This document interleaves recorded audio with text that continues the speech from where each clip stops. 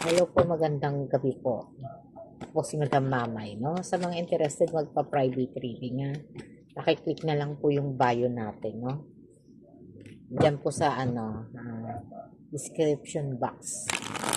Sa mga interested po magpa-reading, ha?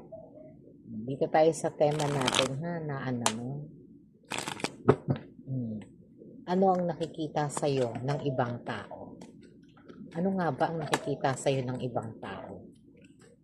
Ikaw ba yung tipo ng tao na pag tinignan very successful? Mukhang masungit?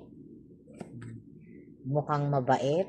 O maganda naman pero parang minsan natataranta pag may pag-ibig? Ano nga ba, no? Ano nga ba, no? Ang nakikita sa'yo ng ibang tao?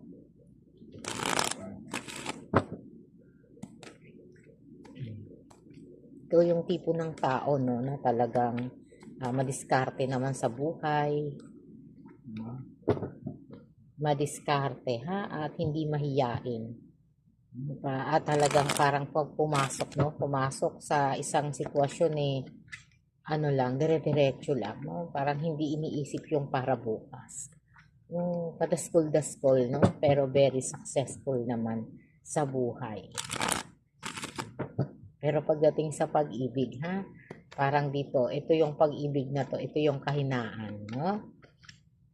Parang madali, laging madaling mahulog ang loob sa sa pag-ibig. Parang pag nangitian no, titibok agad ang puso. Kung ikaw to, ha? Ito ang reading mo, no? Wow! Andiyan yung pagiging hardworking